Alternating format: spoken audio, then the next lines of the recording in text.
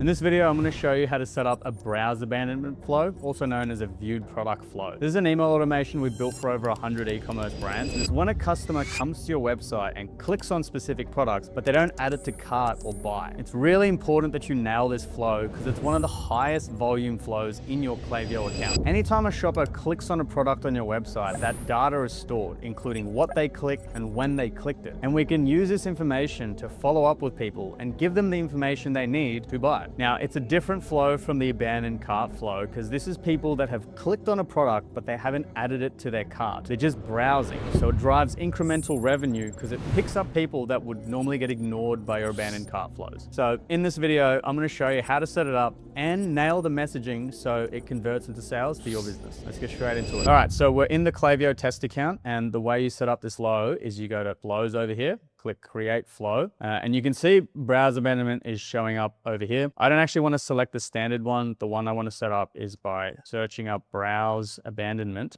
And then this is the one I like selecting where it says viewed a few versus viewed many. The reason I like this version versus the other is the other one is just like trigger and then 4 emails. I prefer to personalize the first email based on whether someone looked at one email versus looking at multiple emails. And this flow has that. So I'm just going to name this browse test. And then we're going to use template and we're going to let it load, and here it is. So the trigger is viewed product, wait 2 hours, and then it's conditional split whether someone has viewed multiple products or less than 3 products. I'm actually going to change this to 2. So what this actually does is if someone has viewed multiple, like more than 2 products, 2 or more products in the last few days, they will get this email. But if they only viewed 1 product, then they'll get this email. And the reason we split it out this way is because if they've only looked at 1 product, we can just send an email here that's like, hey, let me show you an example. Something like this, where it's like, hey, we saw you were looking at this item, come back and grab it. And a lot of the times, just giving people a reminder of the product that they were looking at is enough to bring them back if it's 1 product. If they looked at multiple products, however, maybe they did spend longer on the website and they weren't distracted, they just need a bit more proof, or they need a different product recommendation to get them across the line instead. So personalizing the first email like that makes a lot of sense. What we're going to do to continue this flow is drag this and join it over here so that we can add more emails after the first email. We're going to click here to clone this email, and then we're going to clone it again. And now we've got 1, 2, 3. We'll clone it again. So 3 to 4 emails is a good structure to have for the browse abandonment flow.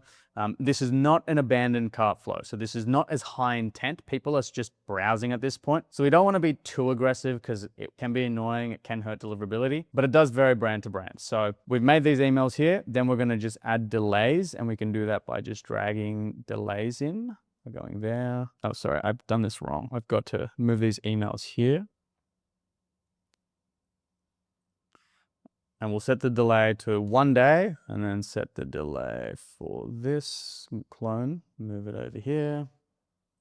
So the structure we landed on is flow triggers. It waits 2 hours. It sends a personalized first message, depending on if someone viewed 1 product or if they viewed multiple products. Then a day later, it sends a second email. Then it sends a 3rd email a day later, and then a 4th email a day later. You can delete this 4th email if you like, depends brand to brand. So in terms of this conditional split over here, you don't have to do it by if someone viewed 1 product or multiple products. You can do it by anything. You can set it up by new versus returning customers. You can even split this out based on individual products. For example, if you sell skincare and you sell pants for whatever reason, you can personalize the first email for people that viewed skincare items, and you can personalize it to if they viewed pants. Those 2 groups of people will get different emails depending on what they looked at. You can set that up by clicking on it, and then you change this to viewed product, and then you choose the property, and then you select product ID. It's not showing up here, but you can either select collections or product, and it'll give you product IDs. And then you can select product ID over here,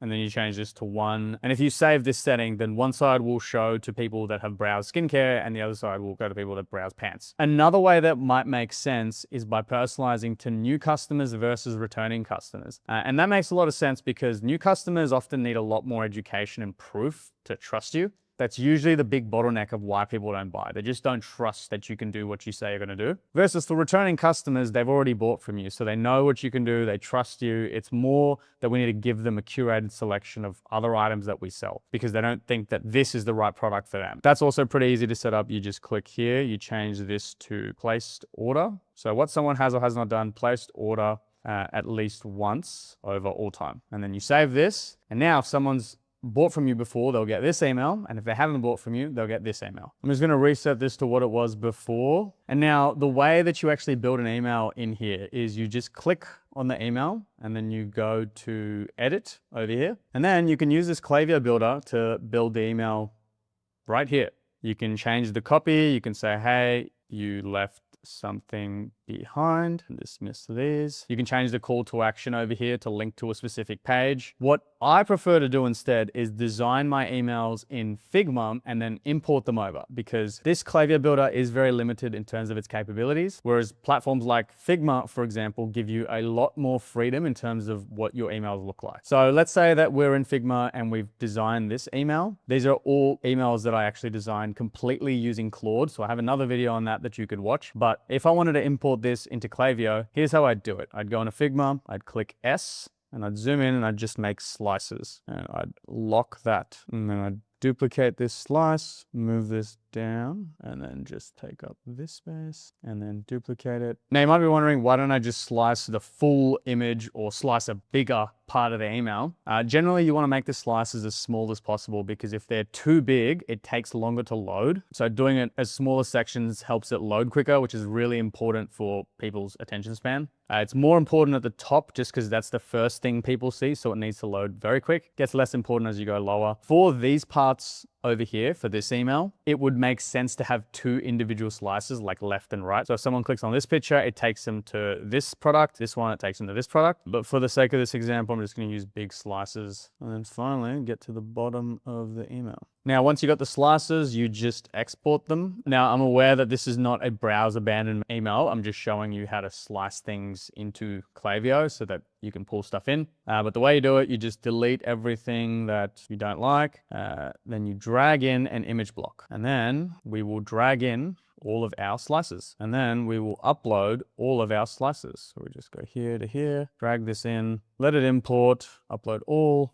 And then we're just going to select this one by one. So one, clone this, replace, slice 2, delete this, clone this. And we're going to keep this dynamic block. What we're going to do is we're going to change the background so it actually matches the Azure Jasper stuff. Then you click this and then go here, change it to that. And then we go back, drag it down, drag it up here, and then delete these, delete this, duplicate this part, drag this over here, replace section 5, duplicate, replace section. And that's how you would import an email into Klaviyo. So now that we know how to set up the browse abandonment inside of Klaviyo and pull emails into Klaviyo so it fires, we're going to talk through the type of content that you should actually create to put into these flows. Quick pause before I continue. If you run a 7 or 8 figure e-commerce brand and you know that there's more juice you can squeeze out of your Klaviyo account, I can do a completely free Klaviyo audit for you where I show you every mistake you're making in your account and how to fix it. And I'll give that to you to take away and implement yourself. This is based on our experience working with over 100 e-commerce brands around the world and generating them a combined $50 million of email marketing revenue. There is no obligation for you to work with us after this audit. However, if I see an opportunity for us to make you way more profit than what we're going to charge you, I'll make you an offer. That sounds interesting? Click the link in the description. Now back to the video. Okay, so I have here a bunch of browse abandonment flows that we've made for some of our clients.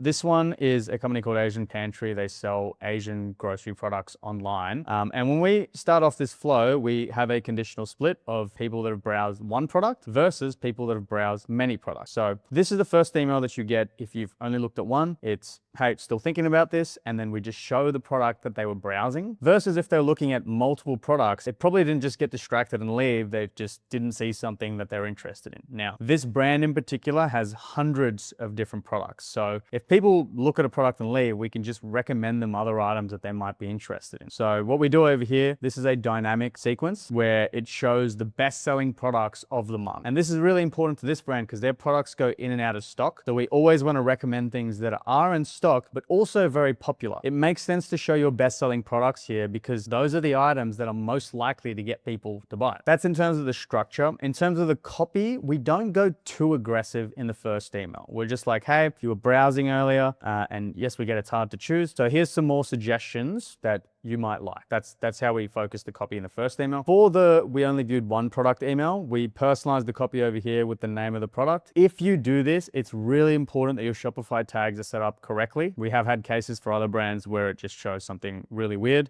But we just have some few unique selling points of this business, and then we go into making the same recommendations of other best-selling products as well. Now, for the second email, for most brands, we generally send social proof here. And the reason we do this is because when we think of email, right, it is a middle of funnel or bottom of funnel channel. People, when they land on your website and sign up to your email list, they generally know what you do and what you sell and features, etc. The reason they haven't purchased yet is probably just because they don't trust you. And so social proof always works well. It works well in your flows, it works well in your campaigns, because trust is normally the bottleneck that email is trying to solve. So how we use it in this email, say, hey, in case you need a little convincing, here are our top 3 products, this La Gama spicy chili crisp, or this, and we're giving reviews for each of these items. Now, we specifically selected these items because they're from different categories. This is a beverage, this is a food, and this is a sauce. And we give proof that we do everything well. Then underneath the proof, we have some unique selling points. It's like, this is a range that you can't find anywhere else. It's authentic and it's very reliable delivery. And for Australian consumers, Aussies love buying from Aussies. So when we're working with Aussie brands, we always make sure that we show that it's Australian. And then we also promote our rewards program. Now, for the third email and the fourth email over here, we again lead with the product that they looked at. If they looked at multiple products, this product will be the most recent one that they saw. The reason we have this at the top is because this is going to jog their memory, because they did click on this item. Something about it was interesting to them. Now, for email 3, we think about objections that people might have that stop them from buying. And these are some of the key objections that people have. Like, maybe they don't want to buy grocery products online. When we look at the reviews, this is like genuine objections that people have, and we try to solve this to give people confidence that they should buy from us. An easy way for you to find objections that people have when shopping online from your store is just by looking through your reviews. Download all of the reviews that you've gotten on your website, put it into Claude, and just ask it, what are the main objections people have from buying from us? And that'll give you a bunch of questions that you can answer in this flow. And for the last email, the hero section is pretty much the same, but now we're dealing with more logistical objections, and we're showcasing our guarantee. If the product arrives damaged, you get a full refund. If you don't like it or you don't think it's authentic, you can return it and you'll get your money back. Now, one thing we do here in the last email is we add the number. The reason we don't add this in the first is because this brand doesn't actually want 1 million customer support inquiries. But if people are still paying attention at the end here, they're right on edge, it's worth putting the phone number in for people to call and ask. Feel free to do this earlier in the flow. Now, the next brand I have is Camper Van Builders. And this is a company which sells all sorts of accessories for people that have camper vans. The same as Asian Pantry, we have a conditional split here for if people have viewed one product or people have viewed multiple products. So this is what you get if you viewed one product, and then this is what you get if you viewed multiple products. So with multiple products, it's a bit more of a generalized email. We say, hey, start with what works. These are the parts that most builds end up using. And we basically showcase our best sellers. And again, we do this because our best-selling items are best sellers for a reason. This is what is most appealing to customers. So we really want to showcase this. And if we think about someone that's landed on your website and looked at products and they haven't seen something they liked, the thing that's most likely to get them over the edge is your best-selling items. So that's what we promote over here. Another reason why they haven't converted if they've viewed multiple products is because they don't trust you. That's why we have our social proof right up here at the top of the email. Now, we have a bit more of a softer touch if people have only looked at one item. Maybe they just looked at an item and then got distracted.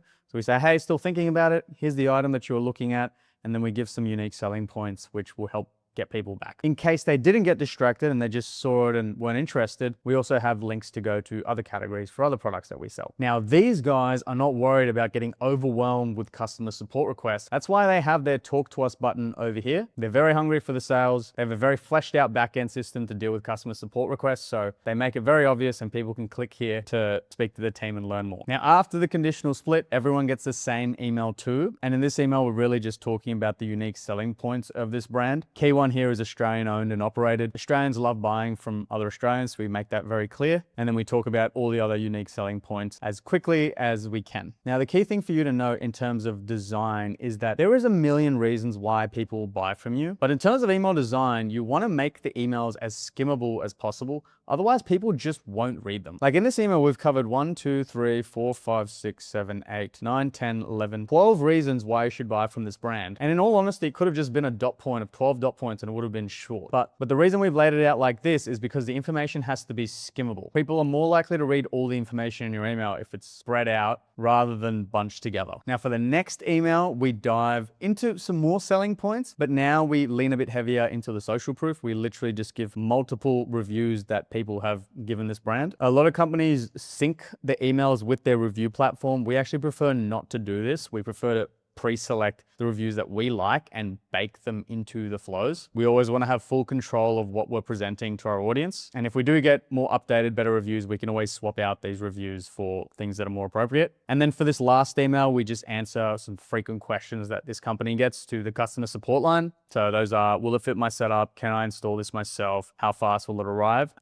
The reason it's important to answer the frequently asked questions is because for every person that reaches out to the customer support line, there's probably 10 that have thought that question. They've just left because they didn't have the answer in front of them. So answering frequently asked questions is really important in your flows. Now for the next example, we're going to get a little bit spicy. This is Normal. They sell sexual wellness products. We've been working with them for over a year.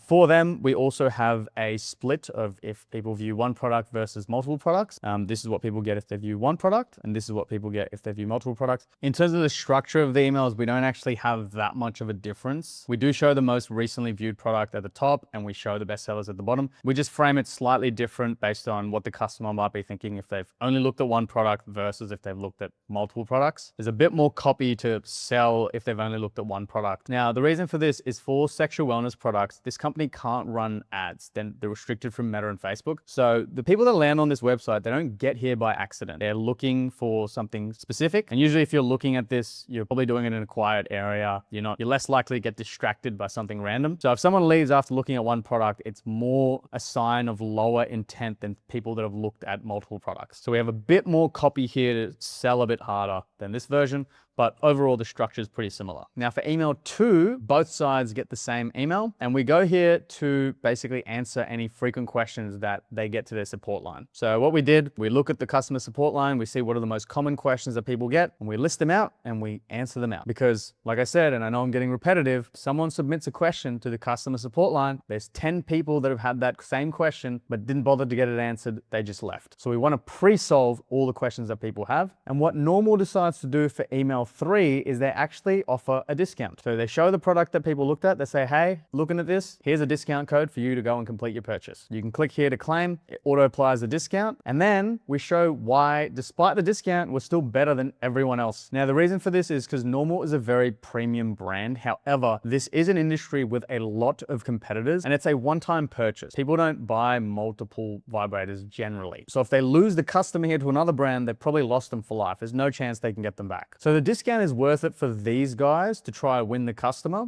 But also, it's really important that people know we're better than everyone else. So we have that comparison here, and we show proof that if people enjoying our product so that, we really maintain the premium feel despite getting the discount. Now, every time you offer a discount in your flow, it's recommended that you send another email after, just playing the urgency element of that discount expiring. So here we send that email, we say, hey, it's going to expire soon. You have 24 hours left. And then we showcase some USPs of this brand. And then again, re-emphasize Afterpay, because price is generally a big objection when shopping online, and buy now, pay later options are a very good way to overcome the price objection. Now for this next brand, this is a business that sells genetic testing kits for newborn babies, and they only really have one product, that is this Plus package genetic test. So for this flow, we go a lot more into the features and specifics of the product because it's a highly technical product and they only have one. So this viewed product flow is just made for the one product that they have. It's like, hey, we saw you looking at the Plus package. Here's all the information about this product itself. Like it screens for 1,000 conditions. You get this pre-screen consultation. You get this, you get this, you get this, you get this. Here's some unique selling points. Now, the reason we go very product specific for this brand is because the type of consumer they sell to is a person that is generally more intelligent or views themselves as more intelligent. They're proud of their intelligence. Because if you're the type of person to get a genetic test for your newborn baby, you're probably very logical. You need the logic to make sense. You want the science in front of you. However, you are still a parent and this is an emotional decision. So we blend both of those in this flow. We say real answers, real support from real experts.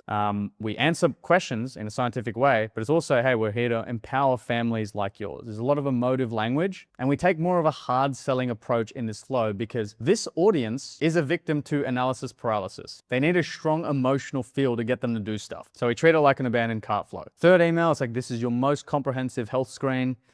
Here's some more science, here's some more science. Take control today. And of course we show social proof, but this makes up a much smaller part of the flow than it does for any of the other brands because, like I said, this is a very logical audience. They do need the science and the facts before they can be persuaded by the emotive selling. So in the last email, we answer frequently asked questions, but we also tie it in with solving some objections. Some of those is like, this is a normal logistical thing, is like people ask if their insurance can be used for it. That's a common question they get, which we answer. People care about the privacy of their data. And this is an objection that stops people from buying. So we actually have this is a question here, so we answer it like it's a frequently asked question, but it's more objection handling. Of course, like with all expensive items, we end with the financing options. They don't take the buy now, pay later, but they do have other financing options which they provide. And if we do offer that, we want to make sure that we provide it because one of the big reasons why people abandon is the price of an item. Now, the last brand I'm showing is, again, a sexual wellness brand, but this brand sells condoms. It's not intentional. We just work with a ton of businesses like this. The AOV of this brand is much smaller than all of the others. So for this brand, we only have a 3 email sequence. We don't split for viewed multiple products versus viewed one product. It's a relatively inexpensive item. If people don't buy in the first 3 days, the likelihood is they've just bought it from a supermarket. So first email straight up, we just show the item that they were looking at because, like I said, that is the most likely thing to get them back. And then we have some copy which justifies why we are worth premium pricing. And we show some unique selling points, and then we go straight into proof. And then after the proof, we show the big trust signals. That's Coles and Chemist Warehouse, which are 2 huge retailers in Australia. And if people can see that these products are stocked over here, they know we're legit. And this is usually enough to convert people. But if it isn't, we send another email. And this is showcasing some other categories that people might be interested in. So we show that they sell condoms, they sell lubricants, they sell toys. And then as a final push, we just showcase the product that they looked at again. And we show some more categories, as well as giving people the option to just buy all of it, just in case they're stuck with analysis paralysis. We have a soft push over here for their subscription program before we reinforce that they can buy us at Coles and Chemist Warehouse. So that's everything you need to know on how to set up a browse abandonment flow for your e-commerce brand. If you found that helpful, please leave a like or subscribe. It really helps me out. Otherwise, if you run a 7-figure e-commerce brand and you need help with your browse abandonment flow or any other element of your email strategy, I can do a free audit of your Klaviyo account where I'll lay out every single thing that you're doing well and every single thing that you are doing poorly and show you how to fix those mistakes. You can claim that by going to the link in the description. Now, one thing about the browse abandonment flow though is that you need people's emails for it to trigger. And the way to collect emails is with a high converting pop-up. So I strongly recommend that you go watch my pop-up video up next. I'll see you there.